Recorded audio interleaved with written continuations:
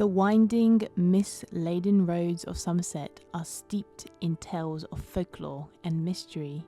None, however, was as chilling as the story of the Witch of Wookey Hole, a tale that had been haunting the region for centuries, passed down through hushed whispers by firelight, with no one daring to speak her name aloud. Wookey Hole, a vast network of caves carved into the hillside near Wales, was known for its eerie beauty, but also for its dark history. Locals spoke of a time long ago when the village was cursed by a woman who had practiced the old forbidden arts. Her name was Eliza, and she was a healer, a wise woman, a witch in the eyes of the superstitious villagers. Eliza lived alone in a small stone cottage on the edge of the village, hidden by thick woods. She had always been a solitary figure, with long flowing hair that had turned white in her later years, and eyes that seemed to hold the wisdom of age. She was known for her potions, her herbs, and her ability to cure ailments that baffled the village doctors. But with her power came fear. She claimed she made pacts with demons, while others whispered that she had sold her soul for immortality. But there was one thing all the villagers agreed on. When Eliza was angry, terrible things happened. Crops would fail, animals would die, and sometimes people would vanish without a trace. The village was split. Half saw her as a healer, while the other half feared her as a dark sorceress. It wasn't until the unfortunate disappearance of a young girl named Elsie that the villagers could take no more. Elsie had been speaking to Eliza just days before she vanished. The villagers, gripped by fear and superstition, gathered in the village square, demanding action. They believe Eliza had used magic to abduct the girl, to perform unspeakable rituals in the depths of Wookey Hole. In the dead of night, they stormed Eliza's cottage, dragging her from her bed. The old woman fought back with surprising strength, but she was overpowered and chained. They marched her to the entrance of the cave, chanting curses, and threw her inside, sealing the entrance with rocks. "May you never walk among the living again," they cried. Eliza, with her last breath, vowed revenge. She cursed the villagers, swearing that her spirit would haunt Wookey Hole for eternity, and that those who dared to disturb her resting place would suffer her wrath. From that day forward, the caves of Wookey Hole became infamous. Some claimed to hear strange, unearthly sounds drifting from within the darkness. Others said they have seen flickering lights deep inside the caves, as if guided by unseen hands. No one dared enter. Years turned into centuries, and the story of Eliza faded into the annals of local legends. The cave remained largely untouched, though the area around Wookey Hole became known for its haunting atmosphere. But the curse, it seemed, was not finished. It was on a foggy autumn evening that Clara, a young and curious historian from London, arrived in Wales, determined to uncover the truth behind the witch's tale. She had heard the stories growing up, but she had always dismissed them as mere superstition. Now, with her studies in folklore and local history, Clara felt the pull of the legend calling her to Wookey Hole. The villagers warned her to leave the caves alone, but Clara was undeterred.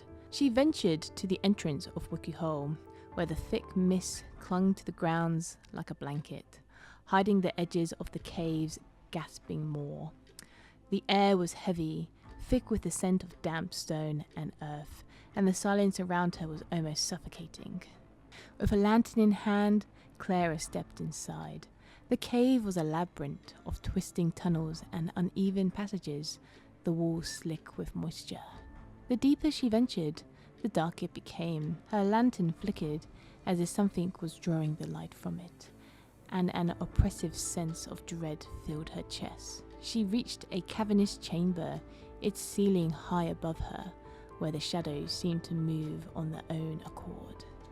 The walls here were covered in strange symbols, worn and faded with age, and the air was colder than anything she had ever felt. It was as if the very bones of the earth were frozen. Clara's footsteps echoed in the silence, each one a reminder that she was not alone. As she ventured further into the cabin, a low, mournful whisper reached her ears. It was faint at first, like the wind, but then it grew louder. "Leave! Leave now, or suffer the curse!" Clara froze. The voice was ancient, crackling with a dark energy. Her heart raced, but she couldn't tear herself away. The whispering grew more frantic, and Clara could feel something shifting in the air, as if the very cave itself was alive. Suddenly, a shadow moved in the corner of her vision, tall and hunched. Clara spun around, but there was nothing, just darkness. Her breath quickened, and she turned to head back, but the path seemed to have changed. The once familiar tunnels now twisted into unfamiliar corridors. "You cannot leave!" the voice hissed, now coming from every direction. Clara ran. She stumbled through the maze-like tunnels, her heart hammering in her chest, but no matter which way she turned, she found herself back in the same chamber. The walls seemed to close in on her, the air growing thick and suffocating. In the shadows of the cave, something moved, something hunched and twisted. The lantern flickered and died, plunging her into complete darkness.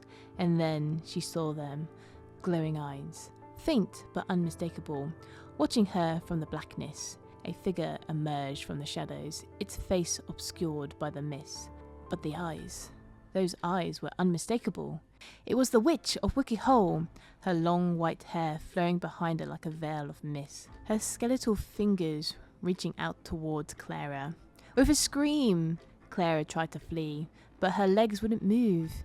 It was as if the cave had wrapped its tendrils around her, holding her in place. The witch's voice echoed in her mind, low and filled with malice.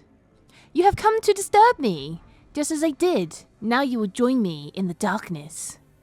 Clara's vision blurred as the figure drew closer, the air growing colder with each step. The last thing she saw before everything went black was the glowing, maleficent eyes of Eliza, the Witch of Wookey Hole. The next morning, the villagers found Clara's lantern by the mouth of the cave, still burning faintly, its light flickering weakly, but there was no sign of Clara. And so the Witch of Wookey Hole remained, waiting in the shadows of the caves for the next soul, brave or foolish enough to seek the truth of her curse.